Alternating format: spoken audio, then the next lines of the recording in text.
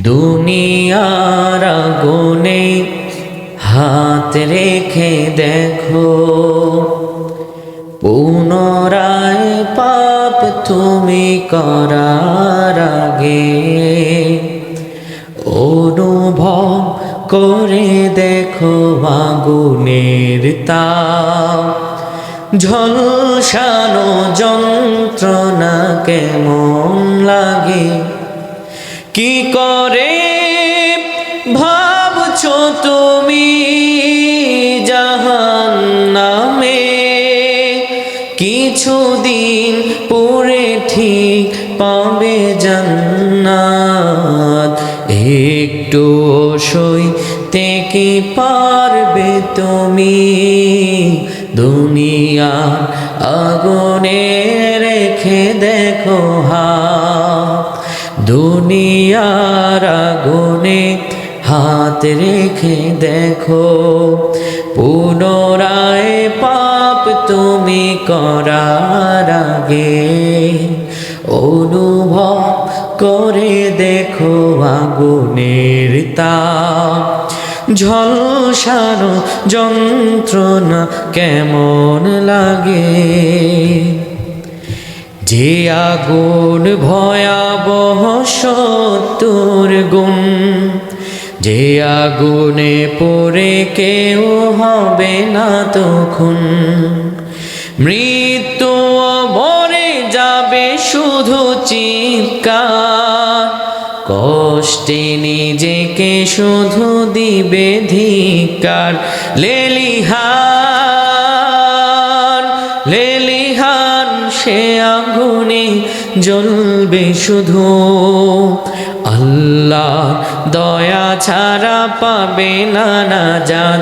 কি করে ভাবছো তুমি জাহান্নামে, কিছুদিন পরে ঠিক পাবে জান্নাত। একটু সইতে কি পারবে তুমি দুনিয়ার আগুনে রেখে দেখো হাত। পাপ করে নেয়া জনসূচনা, পাপ করা গুনাহ যেতা হয় না মনে, ইবাদতে নেই কোনো খেয়াল তোমার, স্বাভাবিক দিন যায় বেখেয়ালি ক্ষণে, হায়াতের আয়ু তবে কমে যায় রোজ, আধার কবরে কেউ নিবে না তো খোঁজ। দুনিয়ার মিছে মায়া চোখে তোমার, মালিকের দয়া তুমি চাওনি ক্ষমার। ইমানের সাথে যদি মৃত্যু না হয়, পাবে না রাসূলের কভু শাফায়াত। কি করে ভাবছো তুমি জাহান্নামে, কিছুদিন পরে ঠিক পাবে জান্নাত। একটু সইতে কি পারবে তুমি দুনিয়ার আগুনে রেখে দেখো হাত। আল্লাহ যেন আমাদের জন্য ওই আগুনকে হারাম করে জান্নাতুল ফেরদাউস দান করেন, পড়েন আমিন। জীবনে বরকত আমাদের বড় প্রয়োজন, কিন্তু বরকত আমরা পাবো কিসে? আমরা তো কেউ জানি না। বরকত পাবো কিসে? আল্লাহ রাব্বুল আলামিন আমাদেরকে জানিয়ে দিচ্ছেন। রব্বুল আলামিন বলেন, ওয়ালাউ আন্না আহলাল কুরা আমানু ওয়াত্তাকাউ লাফাতাহনা আলাইহিম বারাকাতিম মিনাস সামাই ওয়াল আরদ। আল্লাহু আকবার। আল্লাহ রাব্বুল আলামিন বলে, শোনো দুনিয়ার মানুষেরা, বরকত কেমনে পাবা? দুনিয়ার মানুষ তোমাদেরকে বরকতের পথ বলে দিতে পারবে না। আমি আল্লাহ রাব্বুল আলামিন তোমাদেরকে জানিয়ে দিলাম, জনপদের লোকেরা যদি ঈমান আনতো আর ঈমান আনার পরে যদি তাকওয়া ভিত্তিক জীবন যাপন করতো, তবে আমি রব্বুল আলামিন জানিয়ে দিলাম বারাকাতিম মিনাস সামাই ওয়াল আরদ, আমি আল্লাহ রব্বুল আলামিন তাদের জন্য আসমানের যত বরকতের দরজা আছে, জমিনের যত বরকতের দরজা আছে, আমি রব্বুল আলামিন তাদের জন্য সকল বরকতের দরজাগুলো খুলে দিতাম। সুবহানাল্লাহ কবেন না? তাহলে বরকত দেন যিনি, আওয়াজ উঁচু করে বলেন তিনি কে? আরো জোরে বলেন তিনি কে? আরো জোরে বলেন তিনি কে? নাকি দুনিয়ার কেউ বরকত দিতে পারে? দুনিয়ার কোনো মানুষ বরকত দিতে পারে? আমরা সাধারণ মানুষেরা বরকতের সঙ্গে মিলিয়ে ঝিলিয়ে অনেক শিরক বিদআত করে ফেলি, কিন্তু কল্পনাও করি না। যেমন ধরেন কারো গাছে যদি ভালো লাউ হয় কিংবা ভালো ফলন হয়, দেখবেন সমাজের বুকে এক শ্রেণীর লোকেরা আছে, তাদের ওই লাউ গাছের মাঝে সিম গাছের মাঝে ভালো ফলন হয়েছে বিদায় সেই সিম গাছের মাঝে একটা পাতিলকে উল্টা করে সেখানে কালো চুন মেরে দেওয়া হয়, ঠিক না? এটা লাগানোর জন্য সে মনে করে মানুষ যদি এটার দিকে তাকায় মানুষের মুখটা ফিরে যাবে, এমন চিন্তা ভাবনা নাই। কথা কয় না, কথা কয় না। শোনেন শোনেন, আপনাদেরকে আরেকটা কথা বলি। আমি বরকতের পয়েন্ট বলবো 11টা। কয়টা? জোরে কোন, জোরে কোন, কয়টা? 11টা। আপনারা যদি জাস্ট পয়েন্টটা আমার বলতে পারেন, আমি তো 11 পয়েন্ট ভিত্তিক ব্যাখ্যা শুরু করব। আপনারা জাস্ট যদি পয়েন্টটা বলতে পারবেন, যে প্রথমে বলতে পারবেন আমার পক্ষ থেকে স্পেশাল হাদিয়া পাবেন, একদম তত্নগত সরাসরি। তাহলে মনে রাখতে হবে। আবার সমাজে আরেক শ্রেণীর লোকেরা আছে, নতুন ট্রাক কিনলে কিংবা নতুন বাস কিনলে কিংবা নতুন করে কোনো সিএনজি অটো রিক্সা কিনলে দেখবেন ওই অটো রিক্সার মাঝে একটা সেরা জুতা ঝুলায়া দেয়, এমন লোক আছে না নাই? ও মনে করে সেরা জুতা ওরে বিপদ থেকে বাঁচাবে। আহারে কপাল পোড়া, মানুষের মুখকে ফিরিয়ে দিতে পারে না ওই পাতিল, কাইলাওয়ালা পাতিল মানুষের বিপদ বাঁচাতে পারে না। সেরা জুতা বিপদ থেকে বাঁচান যিনি, গলার আওয়াজ উঁচু করে বলেন তিনি কে? ওই আমার আল্লাহ রাব্বুল আলামিন বলে, শোনো দুনিয়ার মানুষেরা, যদি বরকত পেতে চাও তবে নিজের মন মতো করে বরকত পাওয়া যাবে না। যেমনি খুশি তেমনি চললে বরকত পাবা না। আমি রব্বুল আলামিন তোমাদেরকে বললাম, জনপদের লোকেরা যদি ঈমান আনতো, ঈমান আনার পরে তাকওয়া ভিত্তিক জীবন যাপন করতো, তবে আমি রব্বুল আলামিন আসমানের যতগুলো বরকতের দরজা আছে, জমিনের যতগুলো বরকতের দরজা আছে, আমি রব্বুল আলামিন সব বরকতের দরজা খুলে দিতাম। অত্র আয়াতের মাঝে 2টা পয়েন্ট পাওয়া যায়। আল্লাহ তাআলা বললেন ঈমান আনার পরে তাকওয়া ভিত্তিক জীবন যাপন করা লাগবে, মস্তিষ্কে ঢোকান। আমার প্রাণের ভাইরা, যে ব্যক্তি ঈমান আনে সে তো তাকওয়া অন্বেষণ করে, আল্লাহ ভীতি তার হৃদয়ের মাঝে থাকে।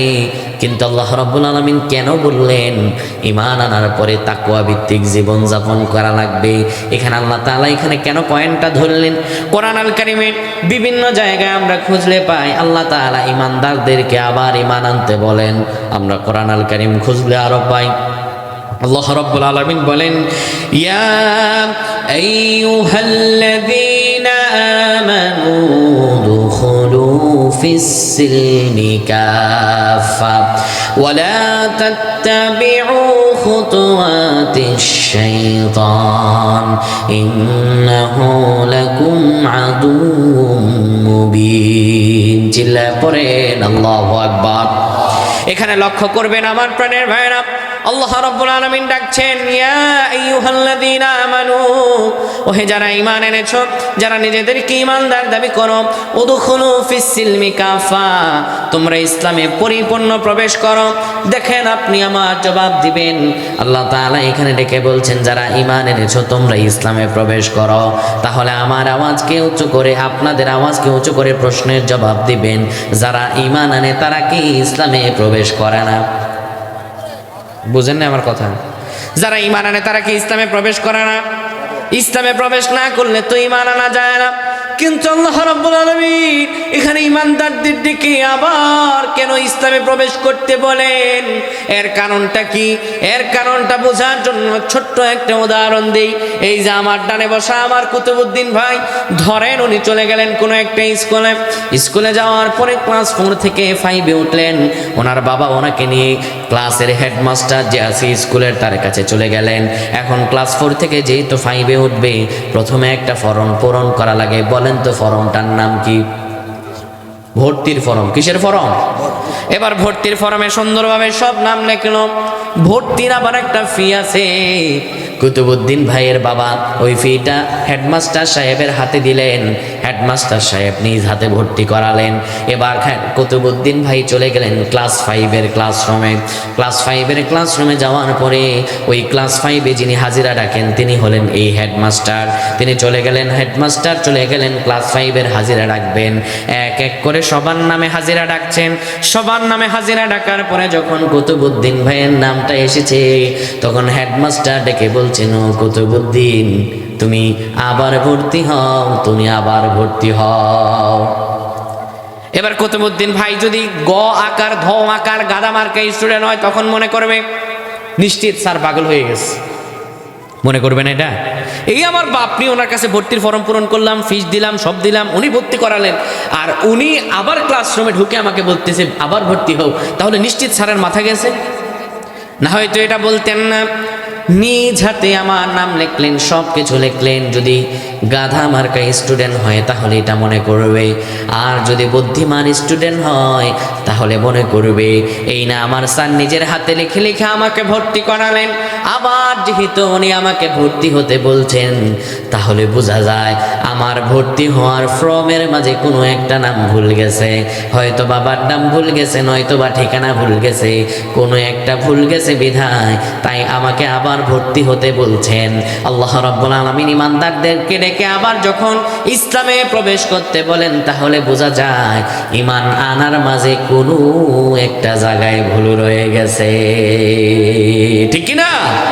আল্লাহ রাব্বুল আলামিন এই জন্য বলেন, ও ঈমানদারেরা, তোমরা ইসলামে প্রবেশ করো। ওয়ালা তাত্তাবিউ খুতুওয়াতিশ শাইতান, শয়তানের পদাঙ্ক অনুসরণ করো না। শয়তান যেন তোমাদের মাথার উপরে চেপে না বসে, শয়তান যেন তোমাদেরকে ধোঁকা না দেয়, শয়তান যেন তোমাদেরকে ওয়াসওয়াসা না দেয়। শয়তানের কোনো পদাঙ্ক অনুসরণ করো না।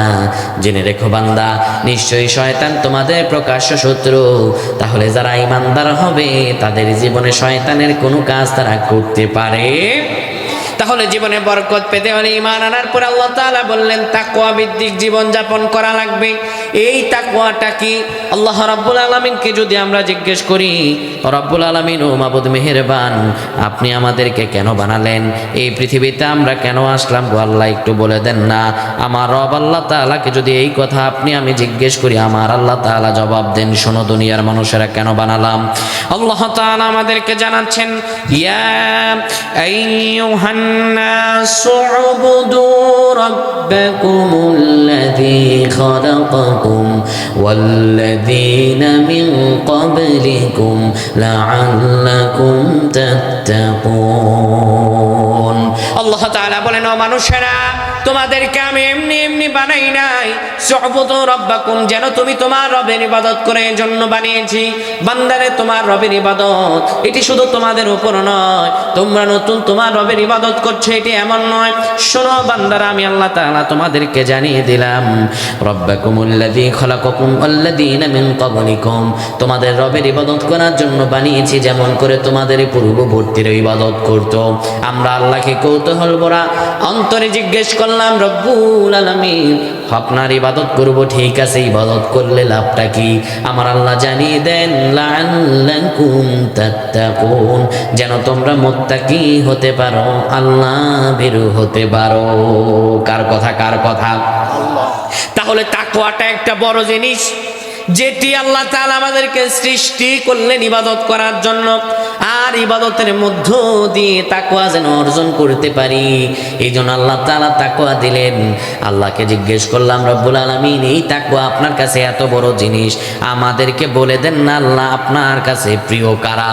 রব্বুল আলামিন আল্লাহ, এত মানুষ আর এত কিছুর ভিড়ে আপনার কাছে সবচেয়ে প্রিয় কারা? আমার আল্লাহ তাআলা সূরাতুল হুজরাতে আমাদেরকে জবাব দেন। আল্লাহ বলেন, ইয়া আইয়ুহান নাস ইন্না খালাকনাকুম মিন যাকারিন ওয়া উনসা ওয়া জাআলনাকুম শুউবান ওয়া ক্বাবাইলা লিতাআরাফু ইন্না আকরামাকুম ইনদাল্লাহি আতকাকুম। আল্লাহ রাব্বুল আলামিন আমাদেরকে জানিয়ে দেন, শোনো দুনিয়ার মানুষেরা, আমি আল্লাহ তাআলা তোমাদেরকে বললাম, ইন্না খালাকনাকুম মিন যাকারিন ওয়া উনসা, নিশ্চয় আমি তোমাদেরকে সৃষ্টি করেছি একজন পুরুষ এবং একজন নারী থেকে। আল্লাহ তাআলা আপনার আমার সৃষ্টির কথা বলছেন, বান্দারে তোমাদেরকে বানিয়েছি একজন পুরুষ একজন নারী থেকে। এই যে আল্লাহ তাআলা একজন পুরুষ একজন নারীর কথা বলছেন, একজন পুরুষ দিয়ে বুঝিয়েছেন হযরত আদম আলাইহিস সালামকে, একজন নারী দিয়ে বুঝিয়েছেন হযরতে হাওয়া আলাইহিস সালামকে। কিন্তু নাস্তিক আর মুরতাদের বাচ্চারা আমাদেরকে শেখায় আমরা নাকি মানুষ থেকে আসি নাই, আমরা নাকি বানর থেকে এসেছি। ঠিক নয় কি? কাফের মুশরিকের এগুলো শিখায় না? ডারউইনের মতবাদ আছে না, আমরা নাকি ছিলাম বানরের জাত, বানর একদিন দৌড়াইতে দৌড়াইতে বানরের লেজ নাকি কেটে গেছে, আর আমরা নাকি মানুষ হয়ে গিয়েছি। নাস্তিক মুরতাদারা এইগুলো আমাদেরকে শিখিয়ে বোঝাতে যায় আমরা বানরের জাত নয়। যত বাংলাদেশের বুকে নাস্তিক আর মুরতাদ আছে, এই সবগুলো হলো বানরের বাচ্চা। ঠিক নয় কি? যারা ইসলামের বিরুদ্ধাচরণ করে, যারা কোরআনের বিরুদ্ধাচরণ করে, যারা শরিয়ার বিরুদ্ধাচরণ করে, যারা পর্দার বিরুদ্ধাচরণ করে, এই সবগুলো হলো বানরের বংশধর। সম্মানিত ভাইরা আমার, আল্লাহ রাব্বুল আলামিন আপনার আমার অস্তিত্ব জানান দিচ্ছেন, শোনো দুনিয়ার মানুষেরা, আমি তোমাদেরকে মানুষ থেকে বানিয়েছি, আর আমি আল্লাহ তাআলা কেমন করে বানিয়েছি শোনো। ইন্না খালাকনাল ইনসানা মিন নুতফাতিন আমশাজ। আমার প্রাণের ভাইয়েরা, আল্লাহ রাব্বুল আলামিন কেমন করে বানালেন একটু আল্লাহ তাআলার বানানোর পদ্ধতিটা দেখেন। আমার আল্লাহ তাআলা বলেন, বান্দারে তোমার আমি বানিয়েছি মিশ্র শুক্রবিন্দুর ফোঁটা থেকে। বান্দারে ওই মিশ্র শুক্র নাপাক পানির ফোঁটা থেকে তোমারে বানায়াছি। তোমার বাবা মা একত্রিত হয়ে গেলে পরে তোমার বাবার স্পারমেটোজেন, তোমার মায়ের ওভাম যখন একত্রিত হয়ে গেল, মায়ের গর্ভে তুমি যাওয়ার পরে আমি আল্লাহ তাআলা তোমাকে পৃথক পৃথকভাবে বানালাম। ও আমার বান্দা শোনো, দুনিয়াতে তুমি এমনি এমনি আসো নাই, আমি আল্লাহ তাআলা তোমাকে ধাপে ধাপে করে নিয়ে এসেছি। পৃথিবীর বুকে তোমার কোনো নাম ছিল না, তোমার কোনো খ্যাতি ছিল না। আমরা বললাম, আল্লাহ আমরা আসার আগে আমরা কেমন ছিলাম? আল্লাহ তাআলা বলেন, তোমরা ছিলে মৃত। রব্বুল আলামিন আমাদেরকে জানাচ্ছেন, আল্লাহ তাআলা বলেন, কাইফা তাকফুরুনা বিল্লাহি ওয়া কুনতুম আমওয়াতান ফাআহইয়াকুম সুম্মা ইউমীতুকুম সুম্মা ইউহয়ীকুম সুম্মা ইলাইহি তুরজাউন। আল্লাহ রাব্বুল আলামিন বলেন, কেমন করে তুমি আল্লাহর সঙ্গে নাফরমানি করো রে বান্দা? তুমি তো ছিলা মৃত, মৃত হওয়ার পরে তোমারে আমি জীবন দান করলাম। সুম্মা ইউমীতুকুম, আবার তোমারে মরণ দান করব। সুম্মা ইউহয়ীকুম, আবার জীবন দান করব। সুম্মা ইলাইহি তুরজাউন, আবার পরিশেষে আমি আল্লাহর কাছে তোমারে ফিরে নিয়ে আসবো। কেমন করে একজন পুরুষ আর একজন নারী থেকে আল্লাহ আপনাকে আমাকে বানালেন? বিজ্ঞান কি বলছে? কোরআন আল কারিমের সঙ্গে তা মিলিয়ে নেন। বিজ্ঞান আর কোরআন কোনোদিনও পৃথক নয়।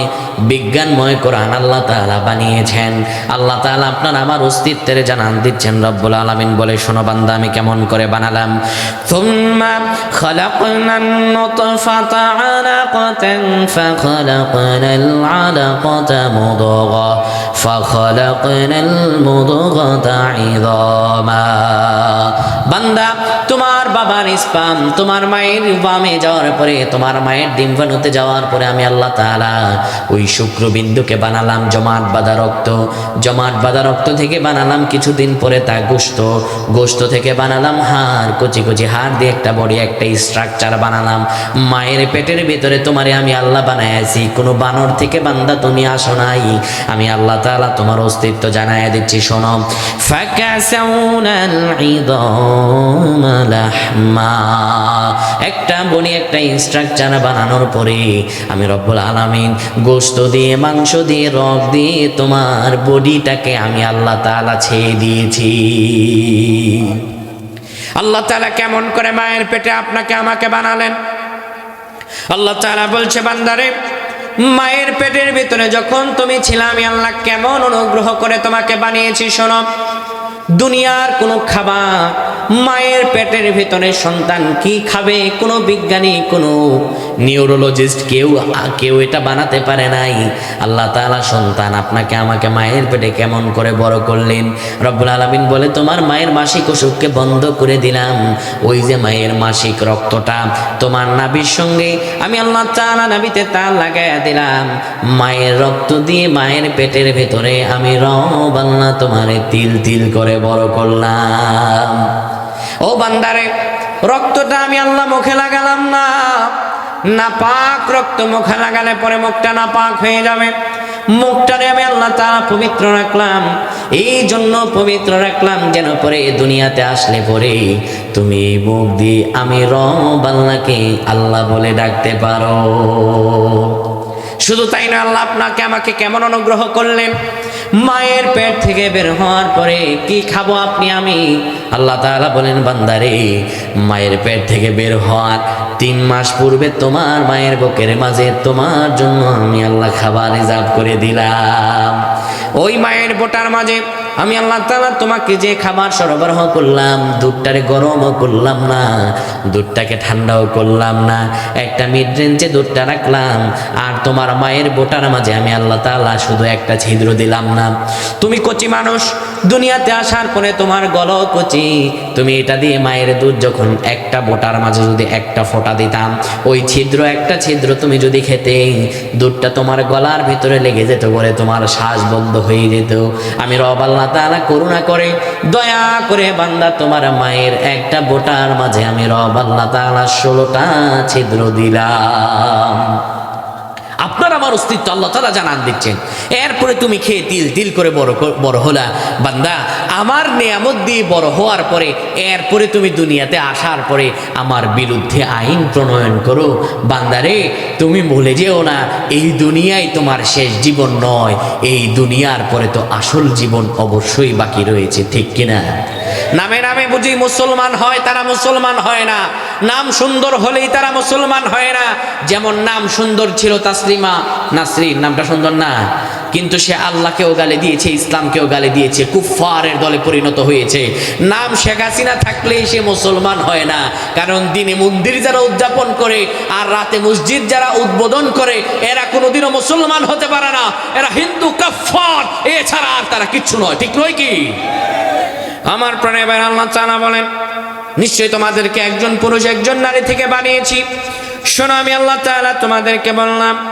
রব্বুল আলামিন আল্লাহ তাআলা বলেন, ওয়াজআলনাকুম শুউবান ওয়া ক্বাবাইলা লিতাআরাফু। এরপরে তোমাদেরকে বানানোর পরে সবাই এক বংশে পাঠাই নাই, সবার এক গোত্রে পাঠাই নাই। আমি আল্লাহ তাআলা তোমাদেরকে শ্রেণী বিন্যাস করলাম। কাউরে বানালাম চৌধুরী বংশে, কাউরে বানালাম আমি মিয়া বংশে, কাউরে বানালাম বড় লোকের ঘরে, আবার কাউরে বানালাম আমি গরিবের ঘরে, ঠিক কিনা? আমরা কি সবাই এক পরিবার থেকে এসেছি? আলাদা আলাদা আসছি না? আল্লাহ বলেন, এই জন্য এটা করলাম যেন তোমরা পরিচিত হতে পারো। বললাম, আল্লাহ আপনার কাছে প্রিয় কারা? ওই টাকাওয়ালা, ওই চৌধুরী বংশের লোক প্রিয় নাকি? আমার রব আল্লাহ বললেন, না, চৌধুরী বংশের লোক আমার প্রিয় নয়। জিজ্ঞেস করলাম, আল্লাহ রিক্সা চালক প্রিয় নাকি? আল্লাহ বললেন না। বললাম, আল্লাহ কিসে প্রিয় আমাদেরকে বলে দেন না। আল্লাহ জানিয়ে দেন, ইন্না আকরামাকুম ইনদাল্লাহি আতকাকুম। বান্দা, জেনে রাখো, জেনে রাখো, আমি আল্লাহর কাছে প্রিয় তারা যারা তাকওয়াবান। সুবহানাল্লাহ। আল্লাহর কাছে প্রিয় যারা, তাকওয়া অন্বেষণ করে যারা, যাদের ভিতরে আছে আল্লাহ ভীতি, আল্লাহ ভয়, তারাই আল্লাহর কাছে প্রিয়। তাহলে জীবনে যদি বরকত পেতে যাই, তাহলে এক নম্বরে আমাদের যে গুণাবলী অর্জন করা লাগবে, সেই এক নম্বর গুণাবলী হলো তাকওয়া ভিত্তিক জীবন যাপন করা লাগবে। কি ভিত্তিক? জোরে বলেন, জোরে বলেন। তাকওয়া ভিত্তিক জীবন যাপন করা লাগবে। এখন বরকতটা আসলে কি? এই যে বরকত বলতেছি, এইটার মূল থিংসটা কি? ছোট্ট একটা ঘটনা বলে আমি আপনাদেরকে দ্বিতীয় পয়েন্টে চলে যাব। বিশ্বনবী মুহাম্মদুর রাসূলুল্লাহ সাল্লাল্লাহু আলাইহি ওয়াসাল্লাম সাহাবীদের নিয়ে পরীক্ষা খনন করেছেন। আমার নবীজি মুহাম্মদুর রাসূলুল্লাহ সাল্লাল্লাহু আলাইহি ওয়াসাল্লাম সাহাবীদেরকে একলা একলা কাজ করাতেন না, আমার নবীজি সাহাবীদের সঙ্গে কাজ করতেন। নবীজি একলা একলা কখনো হুকুম দিতেন না, সাহাবীদের সঙ্গে আমার নবীজি পরীক্ষা খনন করছেন। তীব্র তাপদাহে বিশ্ব নবী মুহাম্মদুর রাসূলুল্লাহ গাল মোবারক বেয়ে বেয়ে, ঘাম মোবারক বেয়ে বেয়ে পড়তেছে। আড়াল থেকে হযরত জাবের রাদিয়াল্লাহু তাআলা আনহুর স্ত্রী এই দৃশ্য দেখে স্বামীকে ডেকে বললেন, ও আমার প্রাণের স্বামী জাবের, ঘরের ভিতর তো ছোট্ট একটা বকরি আছে, বকরিটারে জবাই করে দেন। রাসূলুল্লাহকে দুপুরে বেলা দাওয়াত করেন, উনি যেন 4 থেকে 5 জন সাহাবী নিয়ে এসে আমাদের সঙ্গে আজকে দুপুরের খাবার খান, নবীজিকে দাওয়াত করে আসেন। হযরত জাবের রাদিয়াল্লাহু তাআলা আনহুর স্ত্রী এই কথা বলার পরে বকরি জবাই হলো। জাবের রাদিয়াল্লাহু তাআলা আনহু রাসূলুল্লাহর কানে এসে বললেন, ওগো নবী আমার, আপনার আজকে দুপুরের খাওয়ার দাওয়াত, আপনি 4 থেকে 5 জন নিয়ে আমার বাড়িতে আসবেন। এই কথা বলছে কিভাবে? আপনি আমার ঘটনা বুঝতেছেন না? জাবের রাদিয়াল্লাহু তাআলা রাসূলুল্লাহকে এই ঘটনা কিসে বলছেন? কানে, একদম আস্তে আস্তে। বিশ্বনবী এই কথা শোনার পরে সব সাহাবীদেরকে ডেকে বললেন, ও সাহাবীরা, চলো আজ দুপুরে জাবেরের বাড়িতে আমাদের দাওয়াত হয়েছে। আল্লাহু আকবার। এই কথা শোনার পরে হযরত জাবের রাদিয়াল্লাহু তাআলা আনহুর বাড়িতে সব সাহাবীরা মিছিলের পর মিছিল দিয়ে সকলে জাবের রাদিয়াল্লাহু তাআলা আনহুর বাড়িতে আসতে লাগলেন। এই ঘটনা দেখার পরে হযরত জাবের রাদিয়াল্লাহু তাআলা আনহুর স্ত্রী স্বামীকে ডেকে বললেন, এদিকে আসেন, আপনি কামটা করছেন কি? আপনারা বললাম রাসূলুল্লাহ 4 থেকে 5 জন সাহাবী, আপনি তো এখানে হাজার হাজার সাহাবী নিয়ে আসছেন, এত লোককে খাবার দেব কি করে? এখন আন্ডারগ্রাউন্ডে যখন ঝামেলা, নবীজি আসেন পাশের রুমে, ব্যাপারটা বুঝেন কি বুঝেন না? আমার নবীজি ডেকে বলেন, জাবের এদিকে আসো, গোশতের পেয়ালা কই, আর রুটিগুলো কোথায় নিয়ে আসো। রাসূলুল্লাহ সাল্লাল্লাহু আলাইহি সাল্লাম হযরত জাবের রাদিয়াল্লাহু তাআলা আনহুকে ওইটা ঢেকে দিলেন আর বললেন, ওই মাথা থেকে সব হাজার হাজার সাহাবীকে খাবার দিবা। হযরত জাবের রাদিয়াল্লাহু তাআলা রুটি দিতে লাগলেন আর গোশত দিতে লাগলেন। এক এক করে হাজার হাজার সাহাবীকে খাবার দেওয়ার পরে রাসূলুল্লাহর কাছে আসার পরে পাতিলটা উল্টা দেখা গেল, আগের যেমন খাবার তেমন খাবার বিদ্যমান রয়েছে, কমে নাই।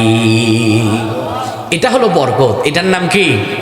বরকত। যেমন ধরেন আমাদের সমাজে এক শ্রেণীর লোক আছে, মাসে 1 লাখ টাকা কামায়, কিন্তু বউ অসুস্থ, এই অসুস্থ, নিজের অসুস্থ, ওই অসুস্থ, হসপিটালের বিল আসছে 80,000 টাকা। কত টাকা? 80,000 টাকা। ছেলে মেয়েকে পড়াশোনা করে, ওখানে আসছে 20,000 টাকা। সংসার চালানো লাগবে, আরো ঋণ হয়েছে 20,000 টাকা। তাহলে ওই লোকের আয় এবং পুঁজি হয়েছে কত টাকা? কোন পুঁজি আছে এখানে? লাভ আছে?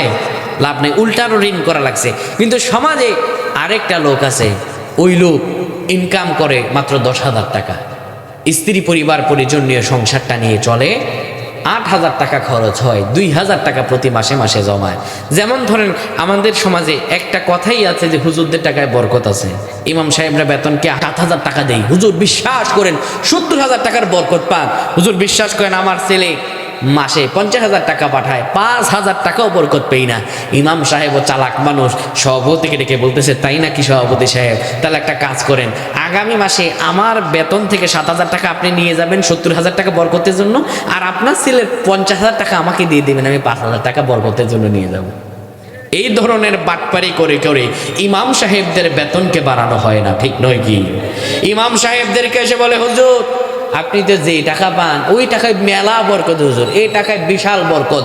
আসলে বরকত তো তার জীবনে নাই, বরকত আছে, না থাকলে তো সংসার চলতো না। বরকত তো আল্লাহ কেমন করে দেন?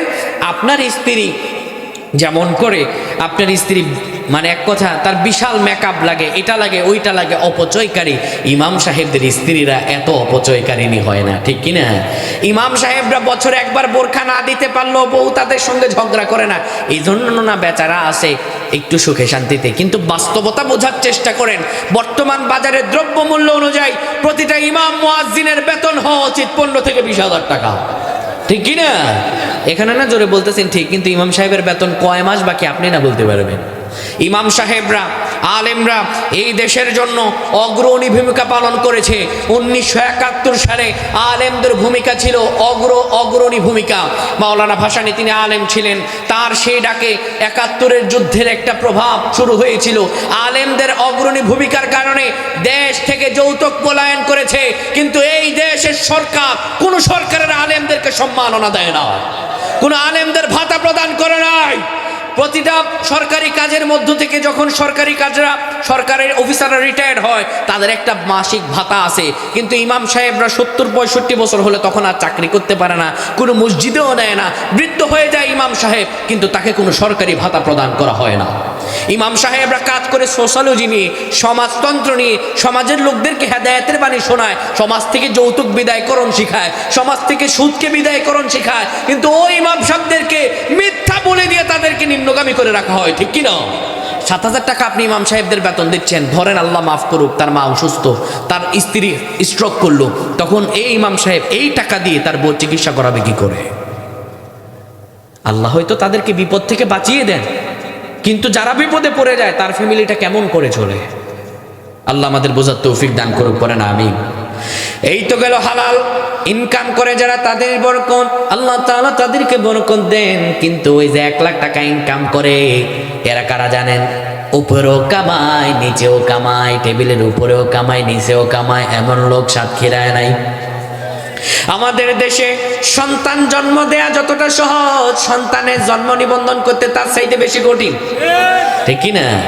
আর জন্ম নিবন্ধনে যদি ভুল হয় কিংবা এনআইডিতে ভুল হয়, তখন তো আর কোনো কথাই থাকে না। এনআইডিতে ভুল হলে পরে সংশোধন করতে গেলে ভুলটা সংশোধন করে দেন, 5,000 টাকার নিচে হবে না। সরকার ওরে দিছে বলছে ফ্রিতে করে, আর ও বলে 5,000 টাকার নিচে হবে না। এইভাবে উপরে কামায় যারা, নিচে কামায় যারা, বরকত পাবে না তারা, ঠিক কি না? উপরে কামায় যারা, নিচে কামায় যারা, বরকত পাবে না তারা। আল্লাহ রাব্বুল আলামিন বলেন, ঈমান আনার পরে তাকওয়া ভিত্তিক জীবন যাপন করা লাগবে। এই তো বাবা তাকওয়ার বরকত জানলাম। আসলে তাকওয়াটা কি? ছোট্ট করে একটা ঘটনা বলি, তাহলে তাকওয়ার কনসেপশনটা ক্লিয়ার হয়ে যাবে। তাকওয়া হলো আল্লাহ ভীতি, আল্লাহ ভয়। ওমর বিন আব্দুল আজিজ রাহমাতুল্লাহ আলাইহি বলেন, তাকওয়াটা কি জিনিস? শোনো দুনিয়ার মানুষেরা, দিনে রোজা রাখা আর রাত জেগে জেগে তাহাজ্জুদের সালাত আদায় করা, এই দুইটা আংশিক আমলের নাম তাকওয়া নয়। তাকওয়া হলো তা আল্লাহ রাব্বুল আলামিন যা আদেশ করেছেন সব মেনে নেয়া, আল্লাহ যা নিষেধ করেছেন তা বর্জন করে দেয়, এটার নাম তাকওয়া। এটার নাম তাকওয়া। তাকওয়াটা আসলে কি আপনাদেরকে বোঝায় দেই। সোনানি ভাই হাকির মধ্যে বর্ণিত আব্দুল্লাহ ইবনে ওমর রাদিয়াল্লাহু তাআলা আনহু একদিন কাফেলা নিয়ে ছুটে চলছেন। তপ্ত মরুভূমির মাঠ পেরিয়ে একটা জায়গায় তিনি আশ্রয় নেবেন, বিশ্রাম নেবেন। তার কাফেলার লোকদেরকে বললেন, আমরা এখন খাবার খাবো, খাবার বারো। খাবারের আয়োজন হচ্ছে যখন, পাশ দিয়ে একটা রাখাল অনেকগুলো ভেড়া নিয়ে সেইখানে বকরি চড়াতে যাচ্ছে। হযরত আব্দুল্লাহ ইবনে ওমর রাদিয়াল্লাহু তাআলা আনহু রাখালকে ডেকে বললেন, ও রাখাল থামো। রাখাল রে, আমাদের কাছে ভালো ভালো খাবার আছে, আসো না আমাদের সঙ্গে একটু খাবার খাও। আমাদের সঙ্গে তুমি খাবার খাও, তুমি গরিব মানুষ, এত ভালো খাবার পাবা না, একটু আমাদের সঙ্গে বসো। রাখাল ডেকে বলল, আমি খেতে পারবো না। আব্দুল্লাহ ইবনে ওমর বললেন, কেন খেতে পারবা না?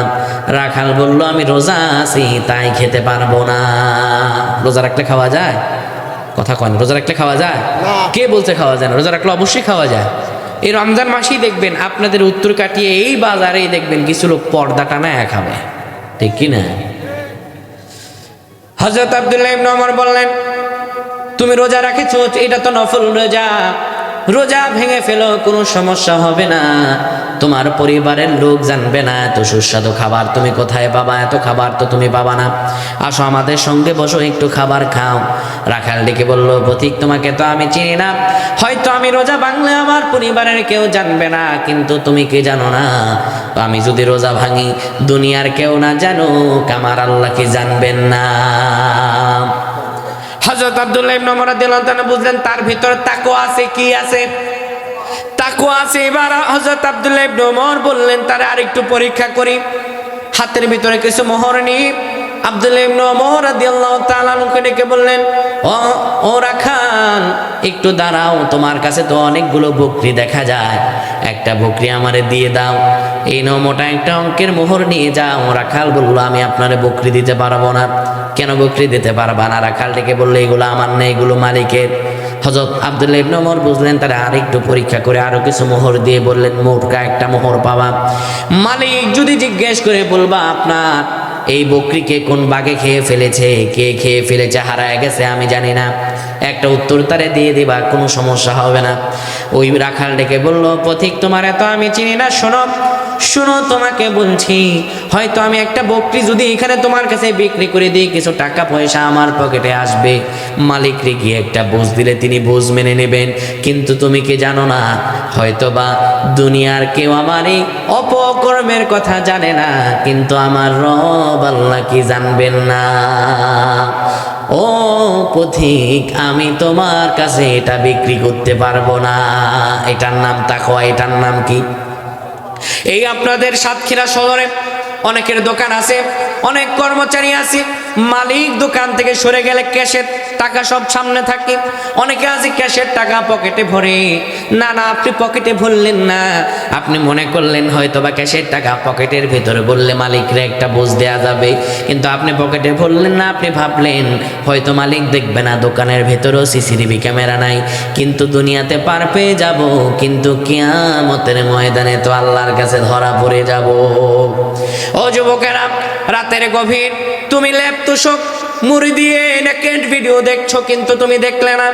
গুগলের ভিতরে ঢুকে এখনই নেকেড ভিডিও তুমি ছাড় দিবে, সার্চ করবে, অশ্লীল ভিডিও তুমি দেখবে, যৌন উন্মাদনা তোমার উঠে গেছে, কিন্তু তুমি দেখলে না। তুমি ভাবলে আমি কম্বল মুড়ি দেওয়ার পরে আমার বাপও আমারে ভালো জানে, মাও ভালো জানে, নেকেড ভিডিও অশ্লীল ভিডিও দেখলে হয়তো বা তারা কেউ জানবে না, একটু আনন্দ নিব যৌন উন্মাদনার, কিন্তু তুমি তা করলে না। রাতের গভীরে পর মেয়েকে তুমি চ্যাটিং করলে না, অশ্লীল কোনো আলাপ করলে না। তুমি ভাবলে আমি যে আঙুল দিয়ে তার সঙ্গে চ্যাটিং করব, এই আঙুল দিয়ে আমি টাইপ করে যে অশ্লীল ভিডিও দেখব, দুনিয়ার কেউ না জানুক, আমার আল্লাহ তো জানেন। কিয়ামতের কঠিন ময়দানে আল্লাহ তাআলা আল-ইয়াউমা নাখতিমু আলা আফওয়াহিহিম ওয়া তুকাল্লিমুনা আইদিহিম ওয়া তাশহাদু আরজুলুহুম বিমা কানু ইয়াকসিবুন। তুমি মনে করলে না না, যৌন উন্মাদনা পূরণ করার জন্য পরের মেয়েকে গার্লফ্রেন্ডকে মেসেজ দিলাম না, রাতের গভীরে র্যাকেট ভিডিও দেখলাম না, চোখগুলো দিয়ে যদি দেখি কিয়ামতের ময়দানে তুকাল্লিমুনা আইদিহিম, হাত আল্লাহর সঙ্গে কথা বলবে, ওয়া তাশহাদু আরজুলুহুম, পাগুলো সাক্ষ্য দিবে, বিমা কানু ইয়াকসিবুন, যা আমি অপকর্ম করি তা। তুমি মনে করলে আমি যদি অপকর্ম করি দুনিয়ার মানুষের কাছে ভালো থাকবো, কিন্তু আল্লাহর কাছে ধরা পড়ে যাব। তুমি এই কাজের জন্য পর মেয়ের সঙ্গে চ্যাটিং করলে না, খারাপ ভিডিও দেখলে না, ওইটার নাম হলো তাকওয়া। ওইটার নাম কি? তাকওয়া। ওইটাই হলো তাকওয়া। তাহলে জীবনে বরকত পেতে হলে তাকওয়া লাগবে। কি লাগবে বাবা? 2 নাম্বার, জীবনে যদি কেউ বরকত পেতে চায় বেশি বেশি ইস্তেগফার করা লাগবে। কি করা লাগবে? সবাই কয় না, কি করা লাগবে? বেশি বেশি ইস্তেগফার করা লাগবে। আল্লাহ তাআলা বলেন, ওমাইয়া তাওয়াক্কাল আলাল্লাহ ইয়াজআল লাহু মাখরাজা, যে ব্যক্তি আল্লাহর উপর তাওয়াক্কুল করবে, বেশি বেশি ইস্তেগফার করবে, গুনাহমুক্ত জীবন গঠন করবে, আল্লাহ রাব্বুল আলামিন তাকে কঠিন থেকে সহজ পথে উত্তরণ করার মতো পথ দেখিয়ে দিবেন। সুবহানাল্লাহ। শুধু তাই নয়, বিশ্বনবী মুহাম্মদুর রাসূলুল্লাহ বলেন, যে ব্যক্তি বেশি বেশি ইস্তেগফার করবা, মাল্লাজিমাল ইস্তেগফার জাআলাল্লাহু লাহু মিন কুল্লি দীকিন মাখরাজা ওয়া মিন কুল্লি হাম্মা ফারাজা ওয়া রাযাকু মিন হাইতু লা ইয়াহতাসিব। যে ব্যক্তি দৈনিক 100 বার ইস্তেগফার করবে কিংবা বেশি বেশি ইস্তেগফার করবে, আল্লাহ রাব্বুল আলামিন তাকে দুনিয়াতে 3টা জিনিস দান করবেন। গলার আওয়াজ উঁচু করে বলেন, কয়টা জিনিস? এক নম্বরে বিশ্বনবী সাল্লাল্লাহু আলাইহি সাল্লাম বলেন আল্লাহ তাআলা তাকে এক নম্বরে যেটা দান করবেন সেটি হলো কঠিন বিপদ থেকে তাকে উত্তরণ হওয়ার মতো পথ দেখায়া দিবেন। দুই নম্বরে যে ব্যক্তি বেশি বেশি ইস্তেগফার করবে আল্লাহ রাব্বুল আলামিন তাকে দুশ্চিন্তা মুক্ত করবেন, তার ব্রেনের মাঝে কোনো দুশ্চিন্তা আসবে না। তিন নম্বরে অরযুকু মিন হাইসু লা ইয়াহতাসিব, যে ব্যক্তি বেশি বেশি ইস্তেগফার করবে আল্লাহ রাব্বুল আলামিন তাকে এমন জায়গা থেকে রিজিক দিবেন সে কল্পনাও করতে পারবে না। সুবহানাল্লাহ। তাহলে আমরা বেশি বেশি ইস্তেগফার করব তো? ইস্তেগফার করলে ফজিলত কত রকম? প্রসিদ্ধ মাযহাব হলো চারটা, হানাফি, শাফি, হাম্বলি। হাম্বলি মাযহাবের যিনি প্রণেতা, যিনি মুস্তাহিদ, ইমাম আহমদ ইবনে হাম্বল রাহমাতুল্লাহ আলাইহি। ইমাম আহমদ ইবনে হাম্বল তিনি ছিলেন জগৎ বিখ্যাত মুহাদ্দিস। ইমাম আহমদ ইবনে হাম্বল তদানীন্তনকালে এখনকার সময় যেমন জনপ্রিয় ব্যক্তি মিজানুর রহমান আজহারী, চেনেন আপনারা? আপনাদের এই ময়দানে আসছিল তাই না? ডক্টর মিজানুর রহমান আজহারী আপনাদের এই ময়দানেই আসছিল, ঠিক কি না? কিন্তু আজকে উনি আর এখানে নাই। কিন্তু ধরেন যদি এখানে আজকে আসতো, উনি বের হওয়ার সময় আপনারা সবাই মুসাফা করতেন না? ওনার সাথে দেখা করার জন্য আপনাদের অনেকেরই মন চায় না? তিনি তো মিজানুর রহমান আজহারী এই যুগের মুফাসসির। এই সম্মান কিন্তু তার কারণে নয়, এই সম্মান আল্লাহর কোরআনের কারণে, ঠিক কি না? তো তদানীন্তনকালে সবচেয়ে মিজানুর রহমান আজহারীকে তার চাইতে শ্রেষ্ঠতম মুহাদ্দিস, তার চাইতে শ্রেষ্ঠতম মুস্তাহিদ ছিলেন ইমাম আহমদ ইবনে হাম্বল। তিনি ছিলেন তদানীন্তনকালে এইরকম ফেমাস ব্যক্তি, জনপ্রিয় ব্যক্তি। কিন্তু আজকাল তো সোশ্যাল মিডিয়ার যুগ, ছোট ছোট হুজুরদের মুখও আমরা দেখে ফেলতে পারি ইউটিউব আর ফেসবুকের দিয়ে। কিন্তু তদানীন্তনকালে এত আধুনিক ব্যবস্থাপনা ছিল না, মোবাইল ফোন ছিল না, মানুষ নাম ওই কানে কানে শুনতো, একজন আরেকজনের কাছে পৌঁছায় দিত। তো তদানীন্তনকালে আজহারীর চেয়ে আরও বেশি ফেমাস ছিলেন ইমাম আহমদ ইবনে হাম্বল। যারা ইবাদতকারী ব্যক্তি ছিল, হাদিস বিশারদ ছিল, হাদিস নিয়ে চর্চা করত, তাদের সবার মনে স্বপ্ন ছিল ইমাম আহমদ ইবনে হাম্বলের সঙ্গে দেখা করবে। একদিন রাতে তিনি হাদিস সংগ্রহের উদ্দেশ্যে একটি শহরে উপস্থিত হলেন। এশার নামাজ পড়ে মসজিদে বিশ্রাম নিচ্ছেন। এখন বলেন তো দেখি, এশার নামাজের পরে মসজিদ খোলা হয় নাকি মসজিদ বন্ধ করা হয়? বন্ধ করা হয়। ইমাম আহমদ ইবনে হাম্বল শুয়ে আছেন, মসজিদের মুয়াজ্জিন এসে বলতেছে, ও পথিক, তোমার এত চিনি না, বের হও। পরিচয় দিচ্ছেন না তিনি, তাকে বলতেছেন বের হও, মসজিদ এখন তালা হবে। ইমাম আহমদ ইবনে হাম্বল পরিচয় দিলেন না। মসজিদ থেকে বের হয়ে পাশে একটা বাজারে গেলেন। বাজারে যাওয়ার পরে তিনি অবাক হয়ে তাকিয়ে দেখলেন একটা রুটিওয়ালা রুটি বিক্রি করতেছে। কিন্তু ওই রুটিওয়ালা রুটি বিক্রি করতেছে, কিন্তু ওই রুটিওয়ালা মুখ দিয়ে রুটি যখন ছেঁকতেছে তখন পড়তেছে আস্তাগফিরুল্লাহ। রুটি সেই ছেঁকা থেকে রাখতেছে, সেখানে পড়তেছে আস্তাগফিরুল্লাহ। আবার কাস্টমারকে হ্যান্ড ওভার করতেছে, সেখানে পড়তেছে আস্তাগফিরুল্লাহ। এই ঘটনা দেখার পরে ইমাম আহমদ ইবনে হাম্বল রুটিওয়ালার কাছে গেলেন, গিয়ে বসলেন। বসার পর অবাক বিস্ময়ে তার দিকে তাকিয়ে বললেন, ও রুটিওয়ালা, বলো না তুমি কেন এইভাবে সব কাজের ক্ষেত্রে শুধু আস্তাগফিরুল্লাহ পড়ো? রুটিওয়ালা জবাব দিল, পথিক শোনো, এই আস্তাগফিরুল্লাহর আমল করার কারণে আমার আল্লাহ তাআলা আমাকে মুস্তাজাবুদ দাওয়া বানায় দিয়েছেন। মুস্তাজাবুদ দাওয়া কি বুঝেন? যে আল্লাহর কাছে দোয়া করে আর সাথে সাথে কবুল হয়, তাকে বলা হয় মুস্তাজাবুদ দাওয়া। ইমাম আহমদ ইবনে হাম্বল অবাক হয়ে গেলেন, তুমি মুস্তাজাবুদ দাওয়া? তিনি বললেন, হ্যাঁ আমি মুস্তাজাবুদ দাওয়া। এবার ইমাম আহমদ ইবনে হাম্বল বললেন, তুমি আল্লাহর কাছে যা চাও তা কবুল হয়? ওই রুটিওয়ালা বলল, হ্যাঁ যা চাই তা কবুল হয়, কিন্তু একটা দোয়া আল্লাহ কবুল করছেন না। ইমাম আহমদ ইবনে হাম্বল অবাক হয়ে তাকিয়ে বললেন, কোন দোয়া তোমার কবুল হয় না? রুটিওয়ালা বলল, আল্লাহর কাছে যা চাই তা দেয়, কিন্তু একটা দোয়া আল্লাহর কাছে অনেক দিন ধরে করছি, মাবুদ জামানা শ্রেষ্ঠতম মুজাদ্দিদ, আল্লাহ শ্রেষ্ঠতম মুস্তাহিদ রব্বুল আলামিন ইমাম আহমদ ইবনে হাম্বলের কাছে আমার নিয়ে যান, তার সঙ্গে আমার দেখা করায়া দেন। আল্লাহর কাছে এই দোয়া করতেছি, কিন্তু আল্লাহ এই দোয়া কবুল করে না। কার কাছে বলতেছে? ইমাম আহমদ ইবনে হাম্বলের কাছে এই কথা বলছেন। এই কথা শোনার পর ইমাম আহমদ ইবনে হাম্বল দুই চোখের পানি ছেড়ে দিলেন আর কান্না করে বললেন, ও রুটিওয়ালা রে, আল্লাহ তোমার এই দোয়া কবুল করে নিয়েছেন। আল্লাহ এমনভাবে কবুল করেছেন, তোমাকে ইমাম আহমদ ইবনে হাম্বলের দরবারে নিয়ে যান নাই, স্বয়ং ইমাম আহমদ ইবনে হাম্বলকে আল্লাহ তোমার সামনে হাজির করে দিয়েছেন। এটাই হলো ইস্তেগফার। এই ইস্তেগফার করলে অরযুকু মিন হাইতু লা আসতেছি, আল্লাহ তাআলা এমন জায়গা থেকে রিজিক দেবেন আপনি কল্পনাও করতে পারবেন না। তাহলে জীবনে যদি বরকত পেতে চাই তাহলে বেশি বেশি ইস্তেগফার করা লাগবে। কি করা লাগবে? 2 নম্বরে ইস্তেগফার। যারা পারেন প্রতিদিন ইস্তেগফার করবেন, আস্তাগফিরুল্লাহ আস্তাগফিরুল্লাহ আস্তাগফিরুল্লাহ। আর যারা পুরাটা পারেন তারা পুরাটা পড়বেন, আস্তাগফিরুল্লাহাল্লাযী লা ইলাহা ইল্লা হুয়াল হাইয়ুল কাইয়্যুম ওয়া আতুবু ইলাইহি। আল্লাহ রিজিক বাড়ায়া দিবে, ব্যবসা বাণিজ্য উন্নত করে দিবে, দোয়াগুলো কবুল করে নেবে, কপাল খুলে যাবে।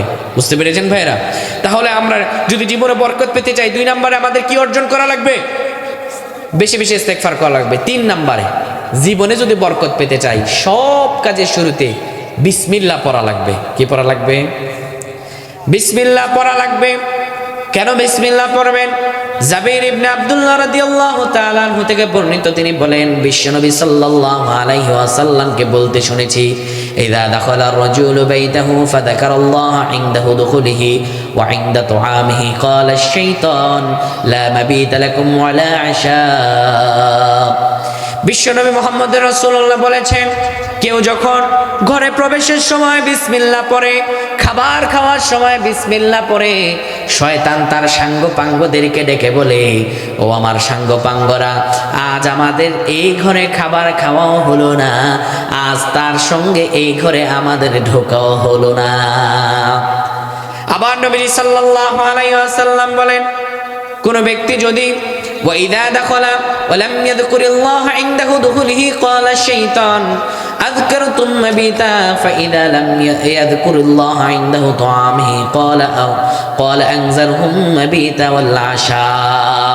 বিশ্বনবী সাল্লাল্লাহু আলাইহি সাল্লাম বলেন, কোন ব্যক্তি যদি বিসমিল্লাহ পড়তে ভুলে যায়, বিসমিল্লাহ না পড়ে ঘরের ভিতর ঢুকে, বিসমিল্লাহ না পড়ে খাবার খায়, তার সঙ্গে শয়তানও তার সাঙ্গপাঙ্গদেরকে ডেকে বলে, আজ আমাদের এই ঘরে ঢোকাও হলো, আজ আমাদের এই ঘরে খাবার খাওয়া হলো। এখন আমার কথা বুঝে থাকলে উত্তরে দেবেন, শয়তান যদি আপনার সঙ্গে ঘরে ঢুকে, শয়তান যদি আপনার সঙ্গে খাবার খায়, ওই ঘরে আর ওই খাবারে কিয়ামত পর্যন্ত কি বরকত হবে? কোনোদিনও বরকত হবে না। তাই আমরা ঘরে ঢোকার সময় সর্বদা পড়ব বিসমিল্লাহ। কি পড়ব? বিসমিল্লাহ। বিসমিল্লাহ না পড়ে আমরা ঘরে ঢুকবো কখনোই না। আমাদের সমাজে আমরা বিসমিল্লাহ পড়তে চাই না, এটি সবচেয়ে খারাপ একটি কাজ। সব কাজের শুরুতে আমরা বিসমিল্লাহ পড়ব। রাজি আছেন তো সবাই? আল্লাহ আমাদের সকলকে কবুল করেন, পড়েন আমিন। বিশ্বনবী মুহাম্মদ রাসূলুল্লাহ সাল্লাল্লাহু আলাইহি ওয়াসাল্লাম বলেন, যারা নিজের জীবনে বরকত পেতে চাও, শোনো আমি আল্লাহ তাআলা তাদেরকে বললাম, যদি নিজের জীবনে বরকত পেতে চাও 4 নম্বরে তোমাদের যে গুণাবলী অর্জন করা লাগবে, সেই গুণাবলী হলো যখন আজান হয়ে যাবে দোকানপাটগুলো বন্ধ করে দিবা, সব কাজগুলো বন্ধ করে দিবা, নামাজের সময় হলে নামাজকে আগে ধরবা। এটি কার কথা? আল্লাহ তাআলার কথা। আল্লাহ রাব্বুল আলামিন আমাদেরকে বলেছেন, বান্দারে যখন তোমার পরিবার পরিজনকে সালাতের আদেশ দিবা, আমি আল্লাহ তাআলা বললাম, লা নাসআলুকা রিজকা, আমি আল্লাহ তাআলা তোমার পরিবারে রিজিক বাড়ায়া দিব, তোমার পরিবার থেকে অসুস্থতা দূর করে দিব, তোমার ঘরের মাঝে এত বরকত দিব তুমি কল্পনাও করতে পারবা না। সুবহানাল্লাহ। তাহলে আজান হয়ে গেলে সব কাজ বন্ধ, কোনো কাজ করা যাবে না, ব্যবসায় উন্নতি হবে এটা মনে করা যাবে না। কারণ আল্লাহ রাব্বুল আলামিন বলেন, আজান হয়ে গেলে যারা সব বন্ধ করে দেয়, ওই ব্যবসায় আমি বরকত দেই, ওই ব্যবসায় আমি রিজিক দেই, ওই ঘরে ওই পরিবারে আমি আল্লাহ রাব্বুল আলামিন সংকীর্ণতা দূর করে দেই। 5 নম্বরে কোরআনের সঙ্গে সম্পর্ক বাড়ানো লাগবে। কিসের সঙ্গে? বলেন বলেন বলেন, কিসের সঙ্গে? কোরআনের সঙ্গে আমাদের সম্পর্ক আছে ভাই? কোরআনের সাথে তো আমাদের সম্পর্ক নাই। আমাদের সম্পর্ক আছে গান বাদ দিয়ে। দিনে এক বেলা যায় না যখন আমরা গান শুনি না, কিন্তু দিনের অনেক বেলা চলে যায় যখন আমরা কোরআন পড়ি না, কোরআন আমরা পড়তে চাই না। ঠিক নয় কি?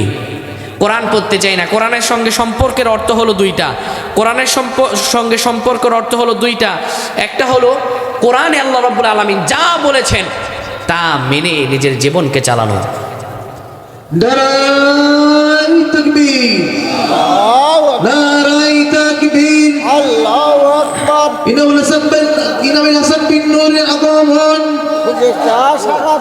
সাতক্ষীরাবাসীর পক্ষ থেকে গোলাপ শুভেচ্ছা উত্তর কাঠিবাসীর পক্ষ থেকে লাল গোলাপ শুভেচ্ছা নারায়ে তাকবীর আল্লাহু আকবার নারায়ে তাকবীর আল্লাহু আকবার প্রধান বক্তার আগমন ইনামুল হাসান বিন নূর ভাইয়ের আগমন স্বাগতম মাহফিল কমিটির পক্ষ থেকে লাল গোলাপ শুভেচ্ছা উত্তর কাঠিয়াবাসীর পক্ষ থেকে লাল গোলাপ শুভেচ্ছা সাতক্ষীরাবাসীর পক্ষ থেকে লাল গোলাপ শুভেচ্ছা নারায়ে তাকবীর আল্লাহু আকবার।